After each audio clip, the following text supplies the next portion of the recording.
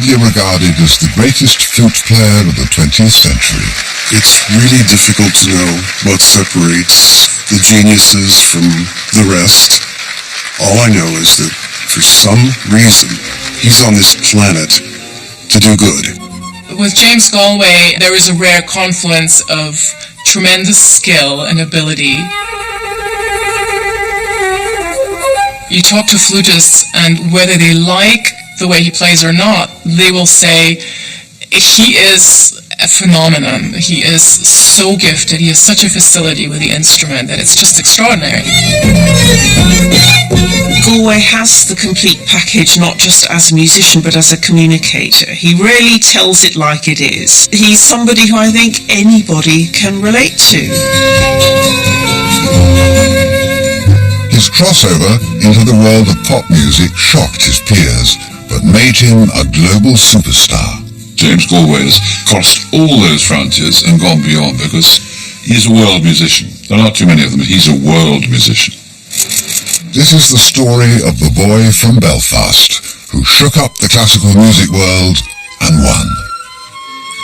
That sort of love, he's in love with it, and he has always been. This is the great love affair, and he can't leave it alone.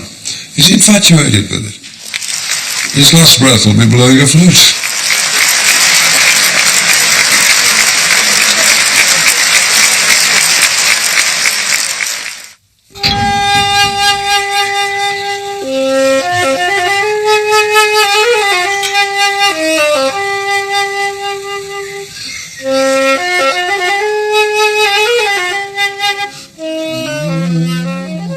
I'm not sure how many flutes I have. I'd have to have a look at the insurance docket. They're all insured, and normally we show them in the bank, but we got them out especially for you. And this is where we keep them when they're here in the house. And this one, I believe, is 24 carat.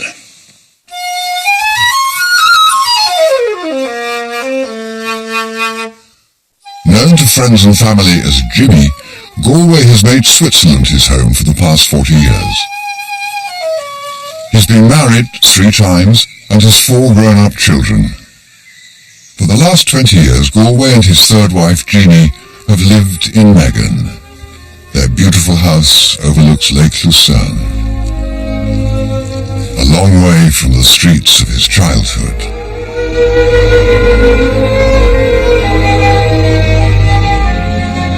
Galway was born in Belfast in 1939 at the outbreak of the Second World War. He was the eldest of 2 sons. His father found occasional work at the shipyard, and his mother was a winder in the local spinning mill. Both parents shared a love of music. The music business was in our family. My mother played the piano, my dad played the piano, accordion, and the flute, of course. My dad was really very passionate about Strauss waltzes. Sometimes I wondered if I was living in Belfast or Vienna, because my dad was playing all these waltzes on the accordion and my mum played on the piano. This is my dad.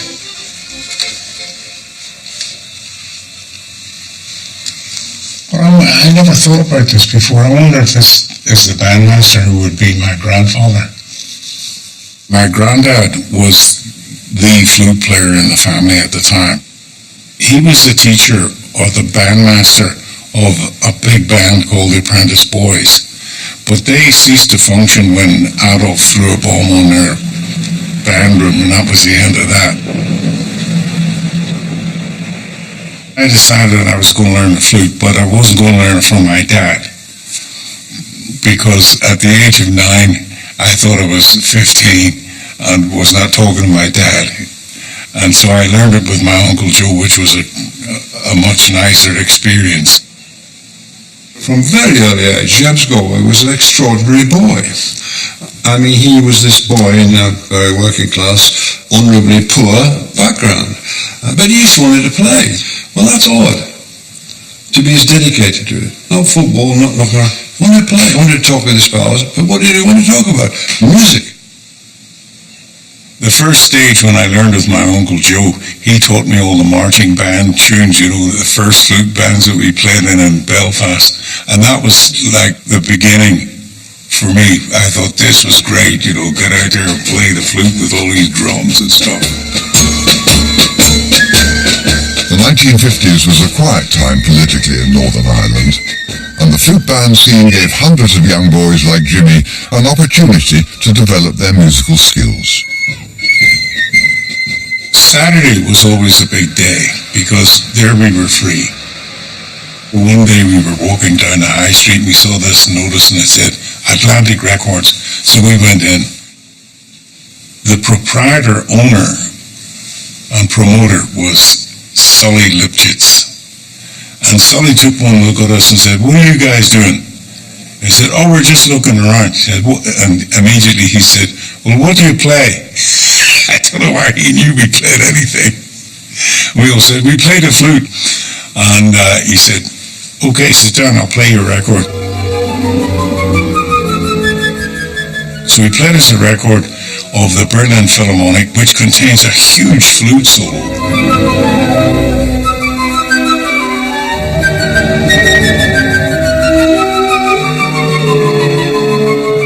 So we listened to that. And he said, "What do you think?" And we thought, well, no good. The music's rubbish. Because it wasn't in 2/4, it wasn't a march, and we didn't know it. So he gave it the thumbs down. And he said, "Listen, this is the Berlin Philharmonic." We said, "We don't care who it is. It's no good. It's not as good as the marches we play in the band." But we went back every Saturday. And every Saturday he would play something. And in a way, it was our introduction to classical music.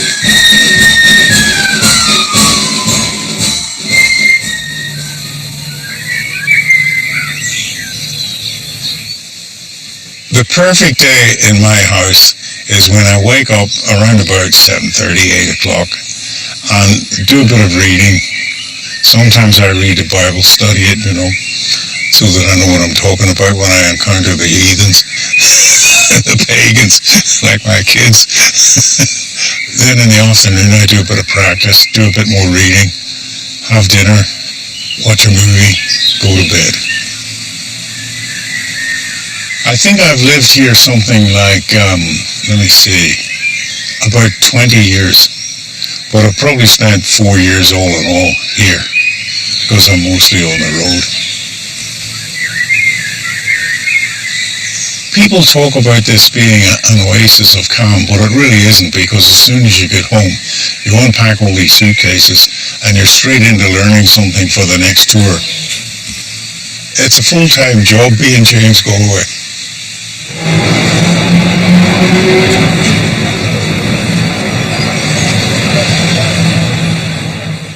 Prego, buon concerto. Buon concerto. Yep.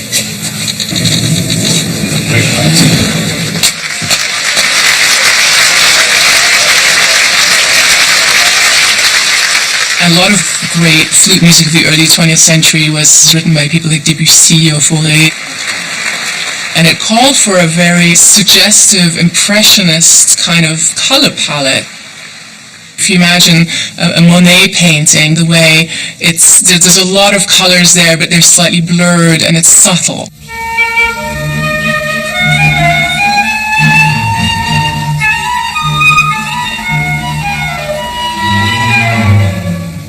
James Galway's sound is more like gold leaf. It's very smooth, it's very brilliant, it's dense.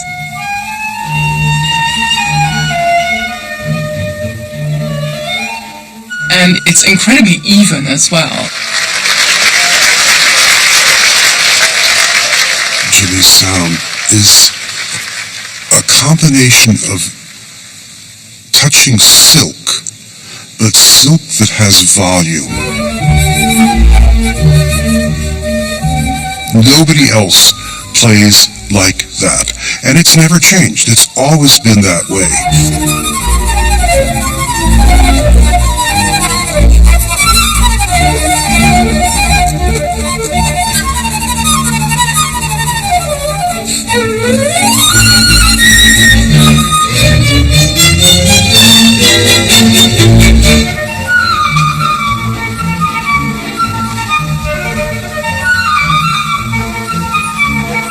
it's not an easy instrument, and to be able to do what he does in it is his virtuosity is what distinguishes him.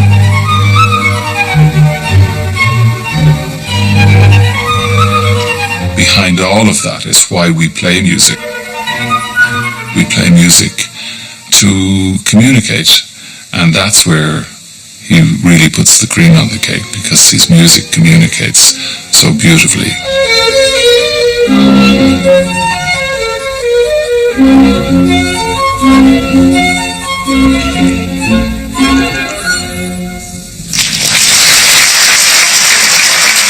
Any great artist has his or her own voice.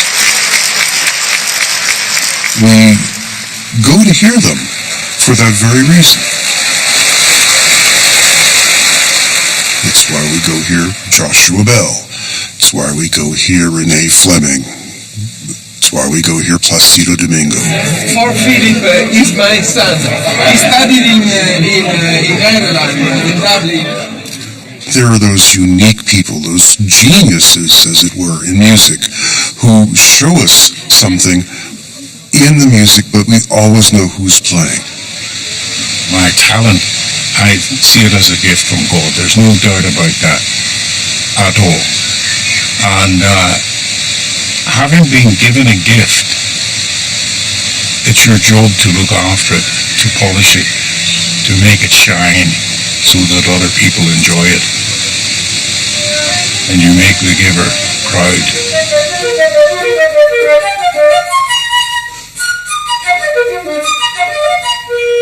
One of the few remarks about art that has any strength at all is William Blake, when he said, "All art is unceasing practice."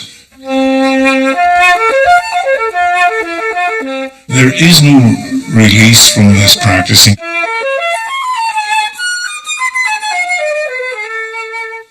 Because what you do in the studio is exactly what's going to appear on stage.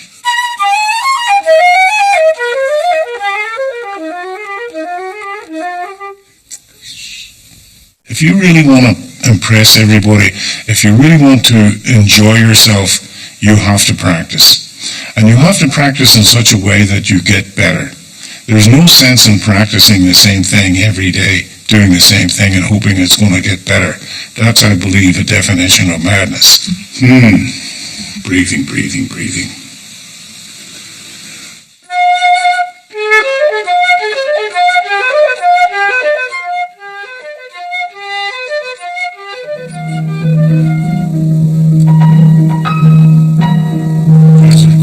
How's the rest go?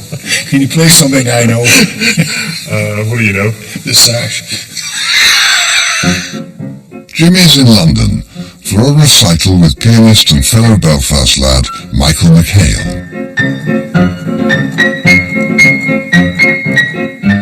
He is really the ultimate professional, and he still practices, 4 or 5 hours a day, and it's always just great fun to play with him, because the preparation's done, and when you get out there that it's just all about showing the crowd a good time.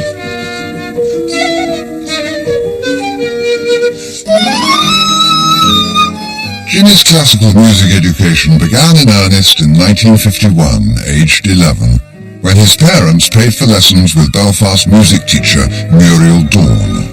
Muriel introduced me to symphonic music. She showed me this embouchure and she said, "Now from here on, for the next month, no flute playing, just doing this." So I was standing in front of the mirror for 5 minutes every day going, I even did it waiting for the bus. I'd stand there going, and I'm sure that people thought that poor kid, he's sort of lost the plot. The young Galway was clearly a prodigy, but Muriel was convinced that his tuition needed to be stepped up a gear. His big opportunity came when he was just 16. Jimmy received scholarship offers from 2 of London's most prestigious music schools, the Royal College of Music and the Guildhall. There you go. Hello, Jimmy. How are you? The The Royal College's offer came with room and board at teacher John Francis's house. Jimmy's family immediately accepted. I got to London to Euston, and John Francis' daughter met me there, and we took the underground. This was a big thing. I was looking around like, what's going on here?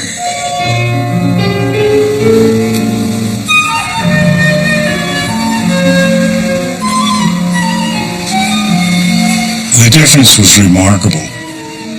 67. Outside my house in Belfast was my bicycle. Outside John's house was his Rolls Royce. It was a step up, I can say. Well, seems like somebody must have bought it and overhauling it. But my room was right at the top.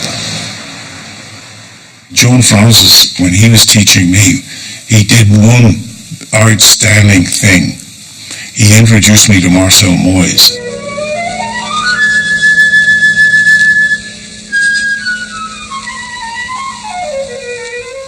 He gave me a recording of Moyes playing a simple piece called Les Millions d'Harlequins.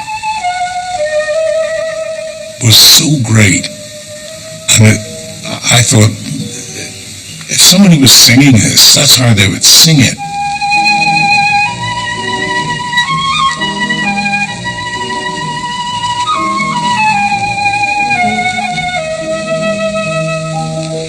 So I set out to copy him exactly. Of course I couldn't do it.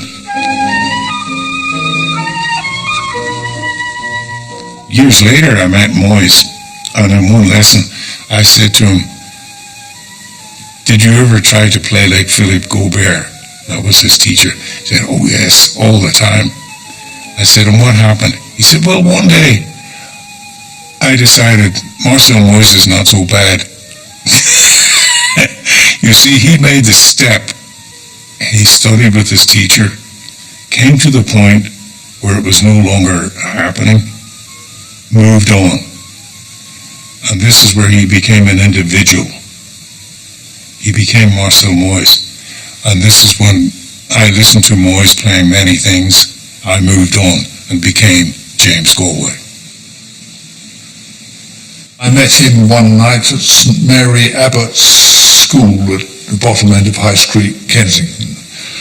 And I heard this wonderful sound next to me.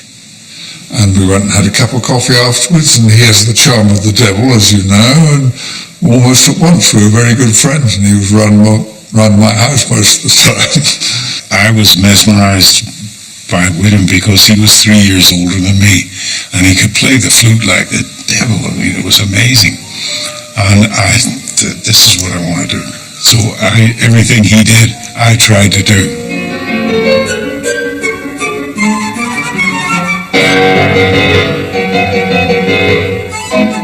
Fellow flute prodigy William Bennett was a student at London's other school of music, the Guildhall.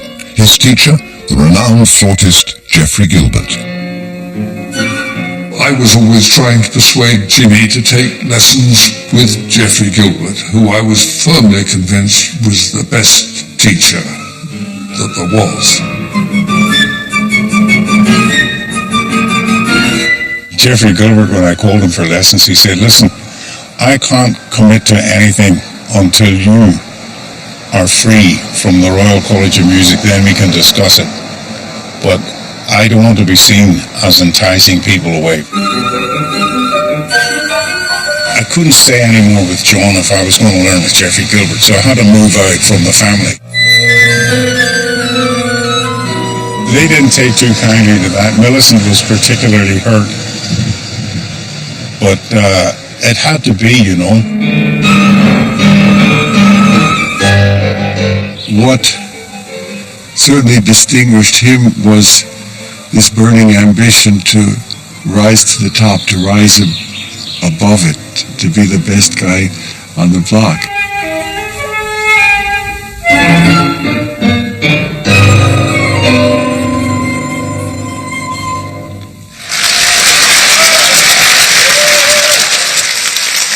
Changing teachers was a bold and risky move, but Jimmy's mission to become the best flute player in the world had officially begun.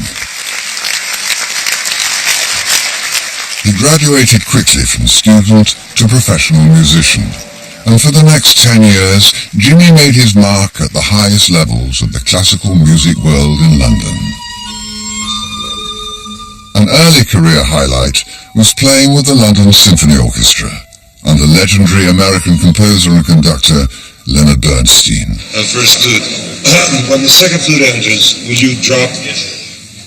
All right, please, the flute solo.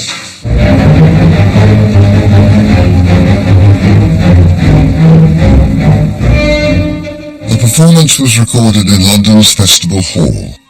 Bernstein conducting Jimmy and the LSO is still regarded as one of the greatest concerts ever televised.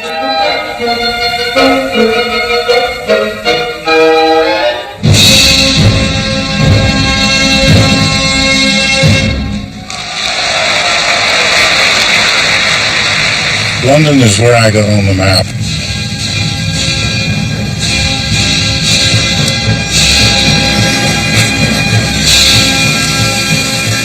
This is our picture gallery that we've just kind of put things here over the years, and here's our wedding picture, cracked. In 2014, Jimmy and fellow flautist Jeannie celebrated their 30th wedding anniversary. Oh, this is funny, this photo. That's when we first met.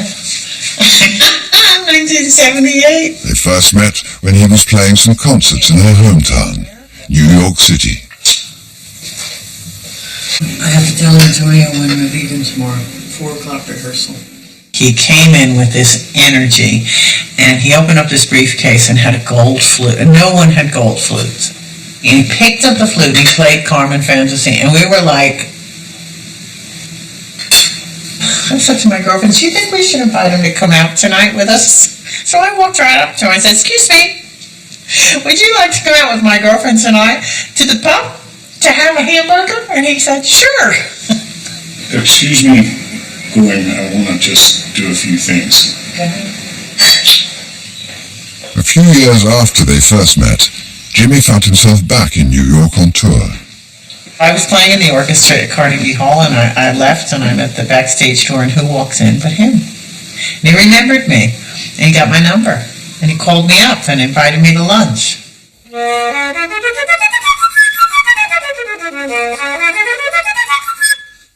And he would come with his flute and a box of chocolates, and he'd say to me, do you want to play flute duets? And that's what we did. We'd sit and play flute duets in my kitchen. And that's how our friendship developed. Not everybody marries a James Galway and moves to a foreign country where they can't speak the language, and the third wife, and the kids, and managers that controlled everything.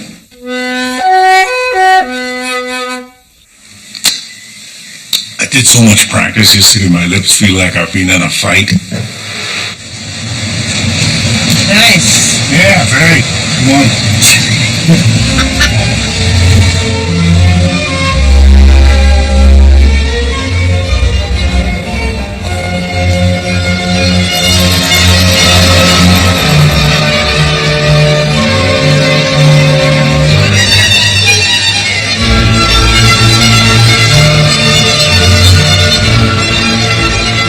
Normal people don't have a life like this.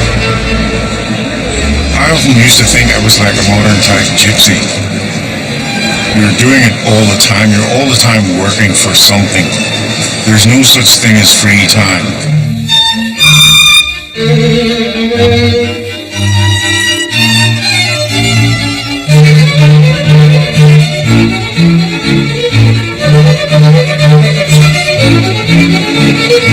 I don't think I could face it to turn up unprepared and not ready.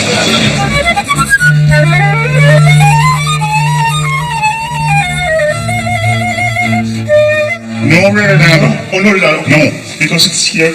No, but it's not original from Mercadante. With Galway, you get a very wonderful, complete package. There's his directness as a personality. He doesn't ever compromise on his standards. He expects to be very high both of himself and I think those around him.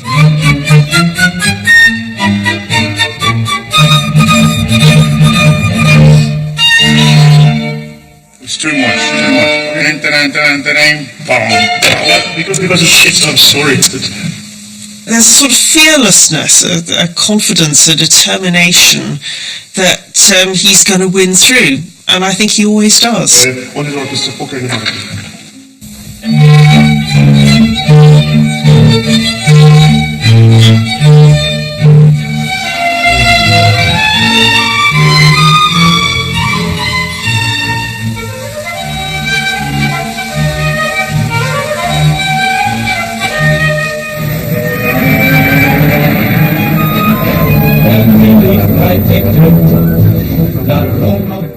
In 1969, aged 29, Jimmy was presented with the opportunity of a lifetime.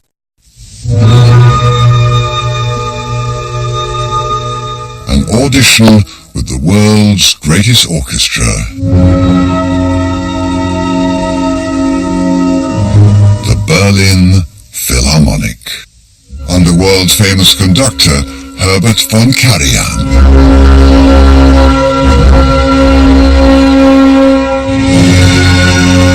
But the young Irishman arrived a few minutes late, and relations with the orchestra's manager got off to a bad start. He said, well, we've already had the audition and we've chosen somebody. You don't need to play anyway because the standard is so high.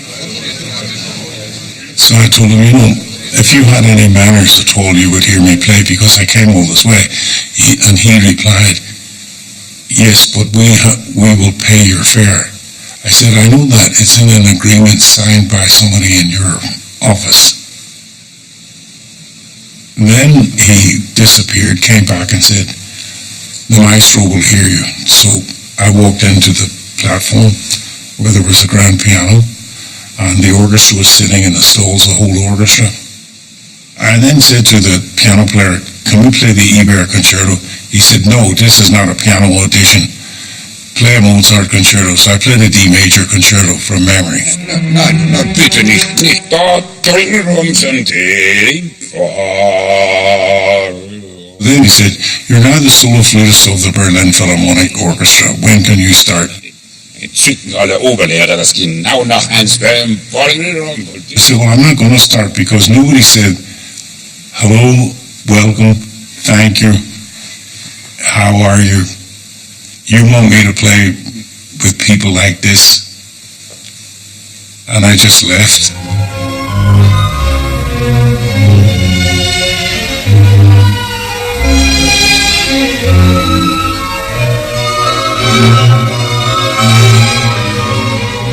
In the letter, he informed me that the orchestra would like me to come and play. They pointed out that the whole orchestra had voted for me, they'd like me to do it. So I said, okay, I'll come and play for a month.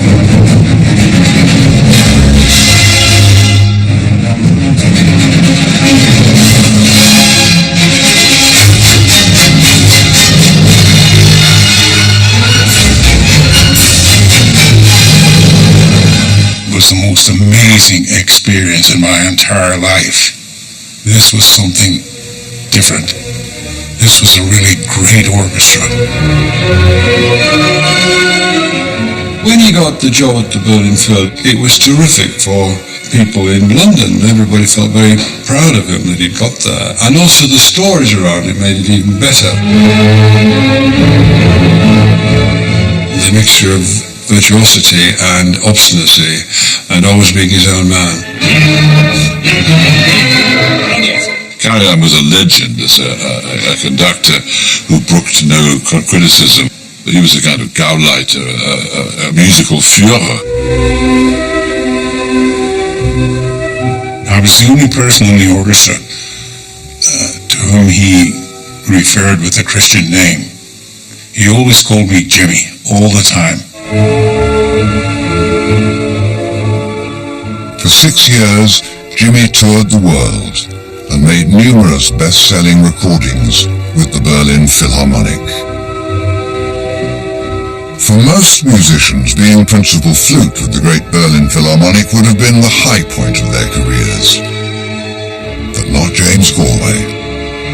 He would soon have an opportunity to claim a much bigger prize, a solo career. I wanted to have like about a week off to organise a tour of the Bachs and artists in the UK. And we got this all arranged, and because we didn't have a manager, we were taking the whole thing ourselves. And it was a very lucrative thing to do. But Herbert said, "Oh, I'm doing a Schoenberg violin concerto, and I would like you to be there." So this frustrated me no end because it was right in the middle of this little tour. So the tour had to go by the way.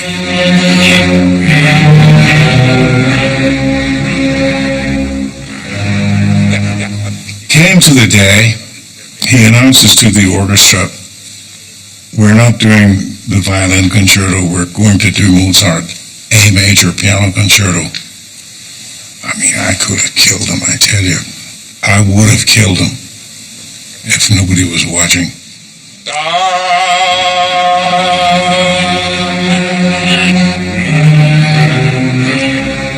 That was the day that I thought, I'm out of here. So I left the orchestra, that was it. And they called me up a couple of times to ask me to reconsider, which means that Carry-On must have told them, call Jimmy. Because they wouldn't just call me like that if the chief conductor was not going to have me back. But I told them I'm not coming. I don't care what's going on. Walking away from the Berlin Film was probably a bigger event than joining the Berlin Film.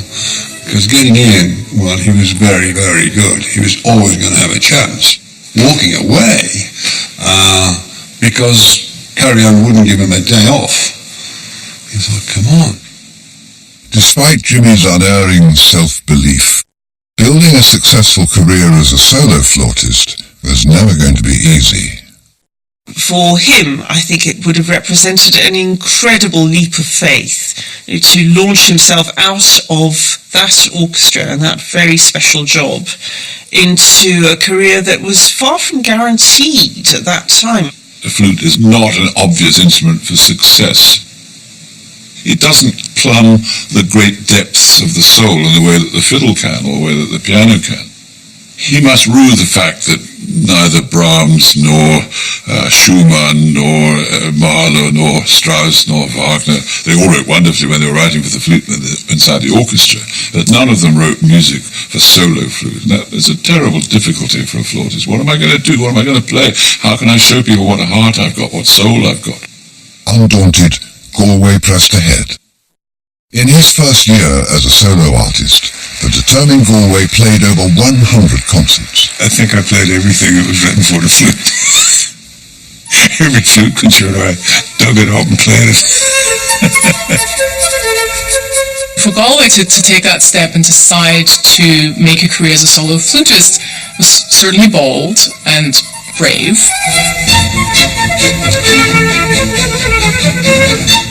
But I think he also knew that he could build a career that would be very much based on staying close to what is popular, allowing people to fall in love with the sound of his flute by playing things that are well known.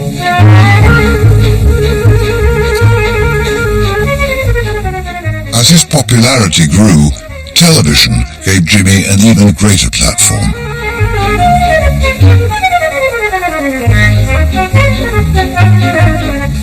RCA, they had the idea to put out a little advert in the middle of the gramophone magazine. Here he is playing for you, to showcase a sort of magic flute. This is the man with the golden flute. And this label stuck. They're just sort of a bit in...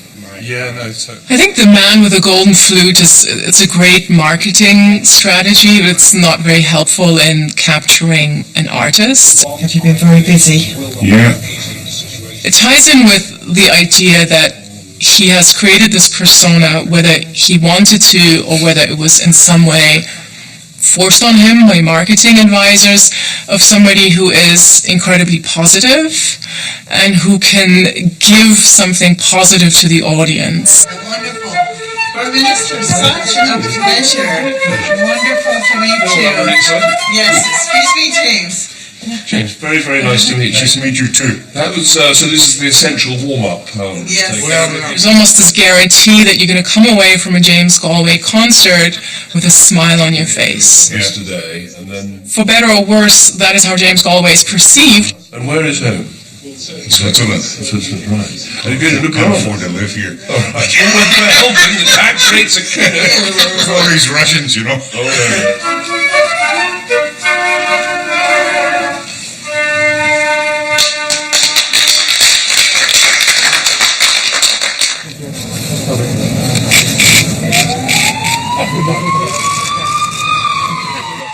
Galway's solo career was going from strength to strength. It seemed as if nothing could go wrong. I heard this motorcycle approaching at speed, so I stepped off the road onto the bank of the side of the road, and this guy did the same thing. He chased me and he ran over me, and in fact the bike lifted me physically and deposited me back in the middle of the road. Galway was rushed to hospital. It was during his recovery that he first heard John Denver's Annie's Song.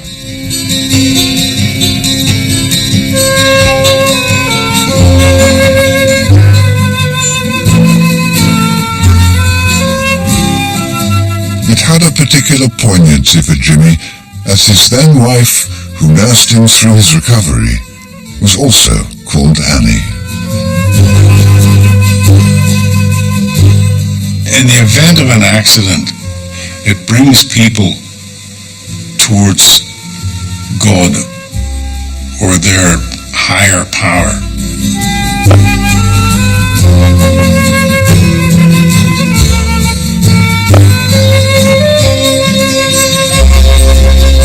There's nothing like a good scare to make you reevaluate your life. And that's what happened to me. I mean, it really brought my attention to where my maker was, and that I should be grateful for the gift that was given me.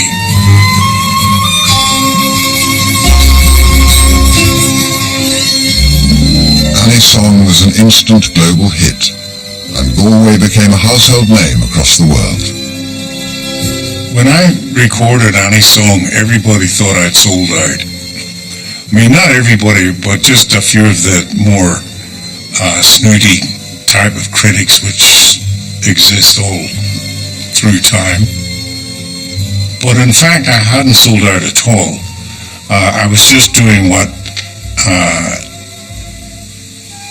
Julie, Caruso, Fritz Kreisler, Rachmaninoff, all these guys all did it.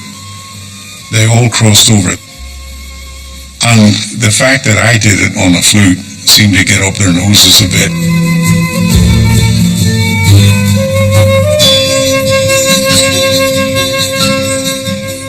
Annie's Song made a big difference in the recording business. We could make a deal whereby we would record one crossover recording if they would give us 3 classical recordings. So then I could record the box on artists and all this stuff.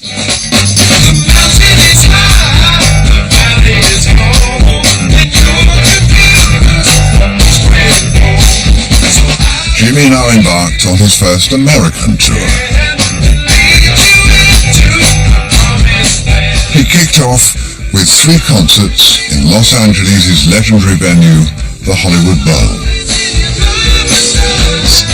When I was doing this, there were a lot of concerts to be played.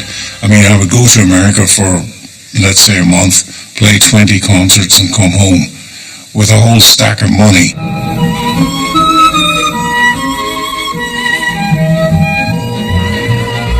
Considering the limitations of the flute, he has crossed the boundaries between classical and popular music fluently. And his success has been immense.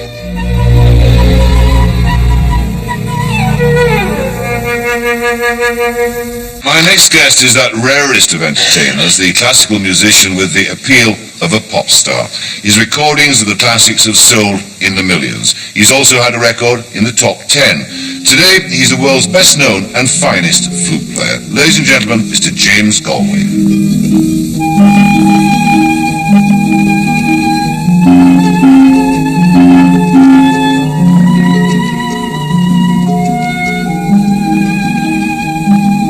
He's flown in on wings of song from Switzerland, bearing with him only his 18-carat gold flute and his extraordinary talent. With the aptly titled, at least for this program, Pie in the Face Polka. Welcome, James Galway.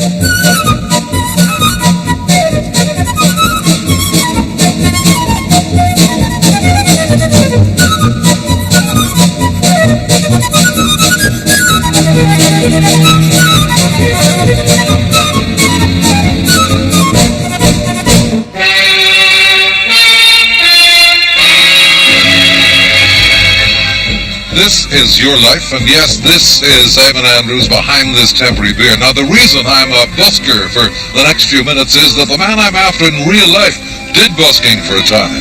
And today he's known as the man with the golden flute. James Galway, world-leading flautist. Tonight, this is your life. I don't believe it! Hello, Jimmy. It's our queer way of meeting. We have had a very good time together, and one day suddenly you said, I quit. Maybe it was just the time to leave it and embark on the career which you have made and which put you really on the top of everything what we have heard. I mean, we cannot recollect that the flutist had made such a career in such short a time. Thank you, Herbert Bulgarian. He didn't lose his classical age. He didn't lose his classical composure. He didn't lose his great talent for classical music. It may even have been enriched and matured in that time. It's the way people perceive you. And they perceive him, it's mad actually. I really think it's a sort of snobbery gone crackers. They perceive you as less good because you want to play other sorts of music besides that which you're already playing. Now, what's the grief? What's the problem? Just imagine turning out in a festival hall for a concert like this. Since his breakthrough with Annie's song, Galway has toured the world many times and sold more than 30 million albums.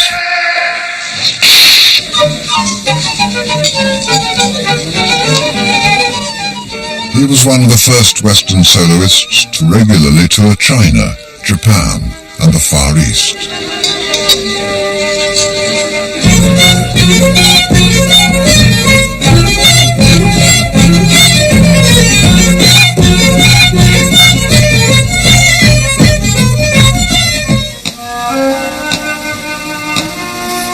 His varied career has included playing on several film soundtracks,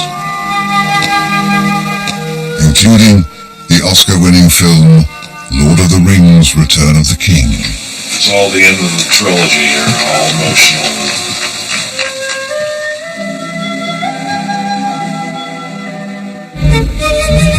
He has played the world's finest classical music venues and popularized the flute beyond everyone's expectations.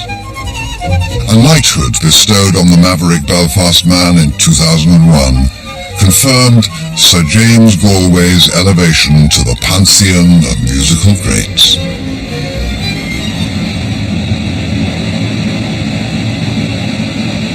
You know, everybody knows me in this town.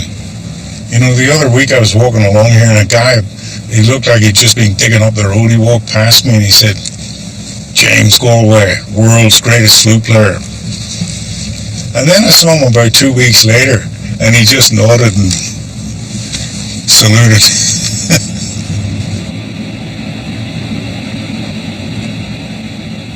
In the last year alone, Jimmy has played 70 concerts across 4 continents. He He and his wife Jeannie manage their busy lives from an office in the basement of their Swiss home. Off to the concert. Will the real James Galway please stand up? Oh God, that's Well, no, if they want to recycle, they have to pay for the recycle. We are a team. We're a team in many ways. We're married 30 years and we travel together. And as my husband says, we have a 24-hour relationship. See if you can get a few more days in a hotel in Honolulu. Because they're... We got 9 days. I know, well, supposing it's 500 a day. It's not very much. Watch this. 4-2. 1-3. Sometimes I get unnecessarily involved in some of the nitty-gritty. And in that case I say, Jeannie, look, just you choose what we're going to do.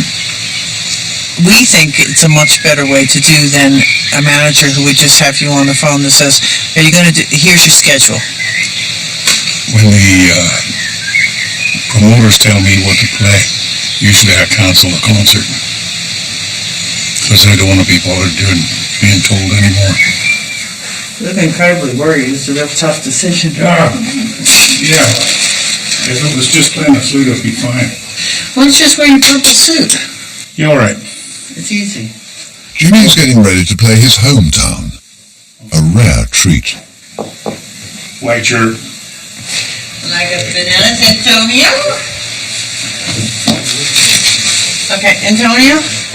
I have to say that even performing right now, I get the same buzz as I had when I was in Berlin. And the more I play the same piece, the better I get at it. What a great day. That's funny. It's the first time I've ever seen you bring one flute. Yeah, well, this one it just got me too.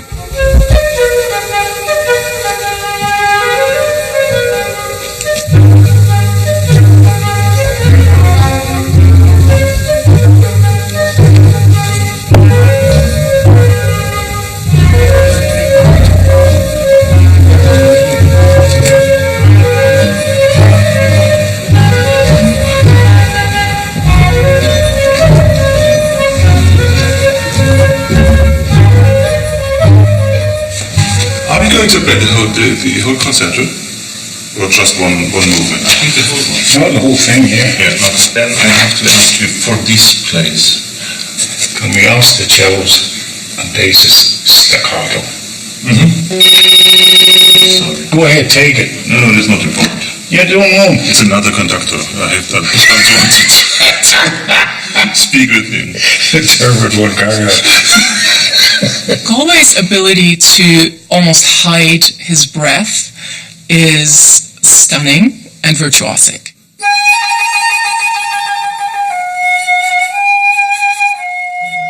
He can play for what seems like forever without apparently drawing breath.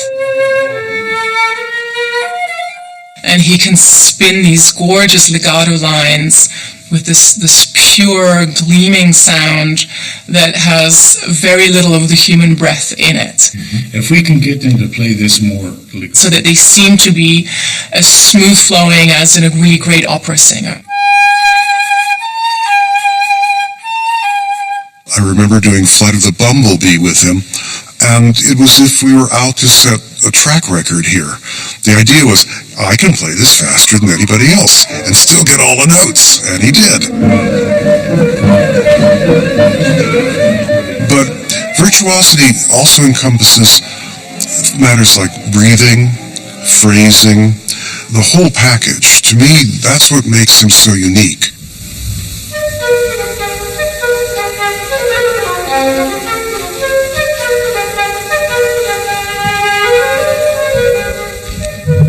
In contemporary music, increasingly there are composers who want more of that audible breath, sometimes allowing the human to show through the instrumental, in a way that in Galway is all gold leaf and it's all stunning, but it's almost a little too even.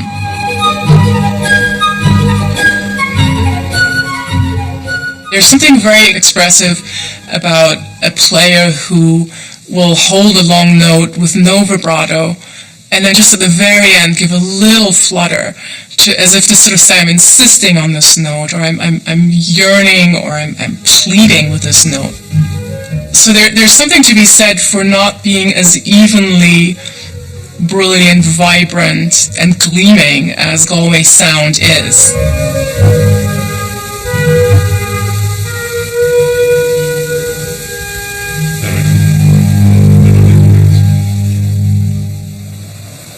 His wife Jeannie, herself an accomplished flautist, is joining him on stage for part of tonight's performance. With that? Yeah, it's a funny thing. Beards actually do look a bit better when you comb them. Yes, everything looks better when you comb it, James. Almighty God, our Heavenly Father, we ask you to be with us in this concert tonight. Give us the strength and concentration to do our best. And we ask you to bless the whole thing. In Jesus' name, amen.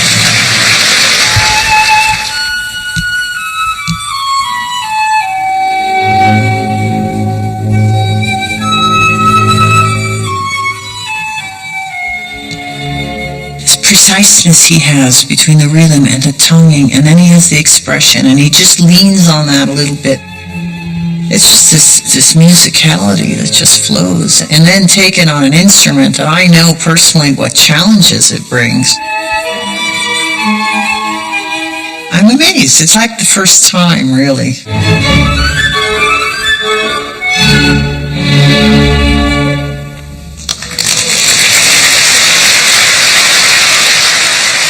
I've been thinking recently that gradually it will come to the point where I won't be able to play the way I do now. And when this point comes, I will simply stop. But until it does, I'm going to enjoy doing it, and I really enjoy doing it because I think, in a way, I'm like a crusader on the stage, preparing the way for the kids. Wonderful. What a nice audience. No smoking. James. I suppose the cigar's out of the question. James, no. It's out of the question. Aged 75, Galway now devotes increasing amounts of time to teaching. Cadenza was good. Now in its 25th year, the Galway Flute Festival is held in a convent just across the lake from Jimmy's home in Switzerland. The connection between singing and playing, which Jimmy first discovered through his early influence Marcel Moyes, remains at the heart of Galway's teaching ethos. We have a warm-up of singing so that they get the hang of where their body should be and how their body should react to make the best sound. This is where Galway's burning passion now lies.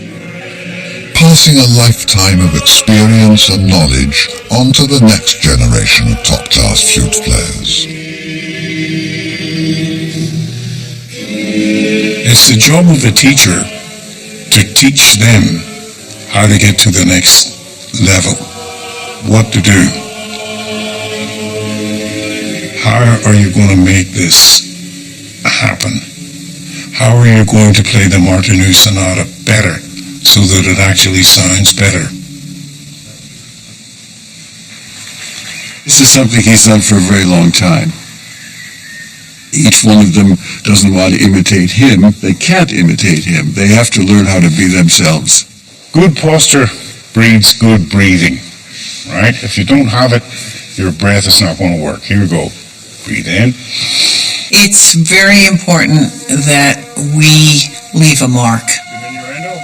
He has a very natural approach to playing the flute, but yet he's figured out every aspect of it. And we have got to put this down for future generations. Okay. Everybody has a conception of what they should sound like.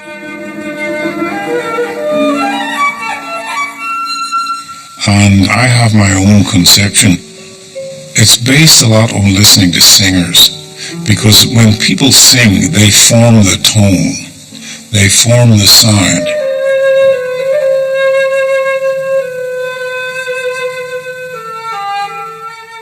When flute players do it, they just play and blow. but I play and try and form the sound. Yeah, but you don't understand it. When she's singing, oh, dee, ha, ra, ra, da, da, dee, dee. It's not da, ding, ding. You see?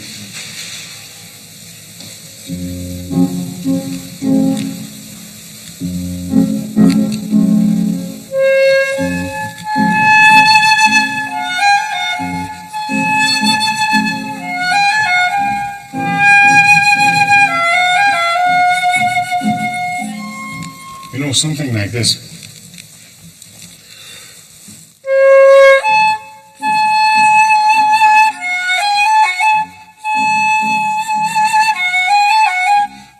I sing in my flute playing. There has been an before and after since I started studying with him. So every time I have new difficulties to face, I go with him and he helps me. Do you understand what I mean? Right.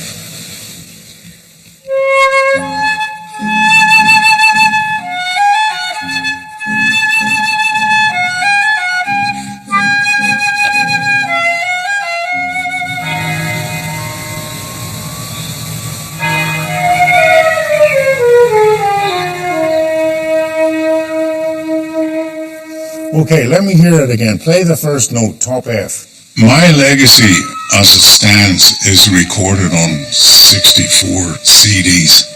And as well as that, I would really like to leave a mark as a teacher. So James's goal is just to make sure that so many young people have music as a part of their lives. So I think what he's going to leave behind is a school of thought that reminds us in the 21st century why music still matters.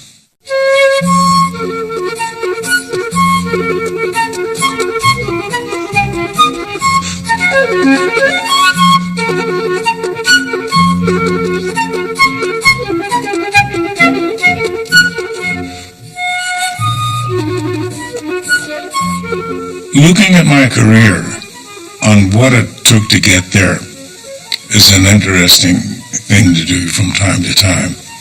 And I often thought my family would have been much better off if I'd stayed at home and become a teacher. But then when I look at some of my other friends who brought their kids and homeschooled them on the road and things like this, I don't think they're any better off. So I think I wouldn't change anything, except I would be more generous with my time towards my family and towards my friends.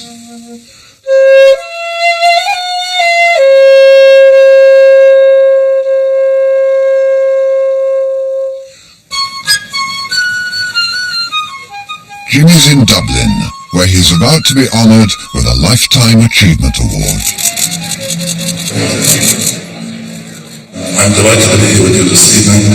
This is really very special. And if I was asked to describe James Galway, I would say he's music, what James Heaney is to literature.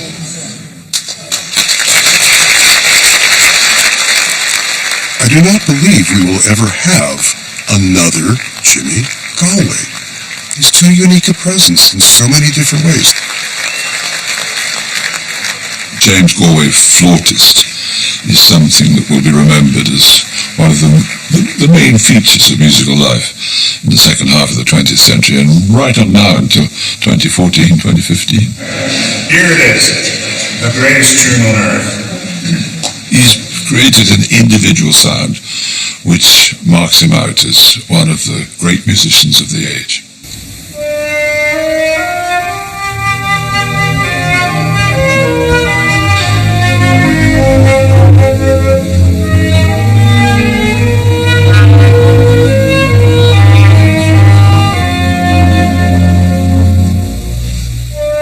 Being from the north of Ireland is a very difficult thing because on the one hand you're as Irish as anybody, and on the second hand you have a British education thrown in.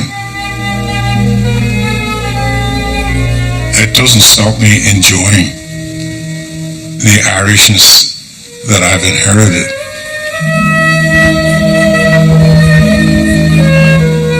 When I go to Dublin, I feel just as much at home there as I do in Cork or in Belfast or Derry. It's Ireland and I'm Irish. There's nothing you can do about that.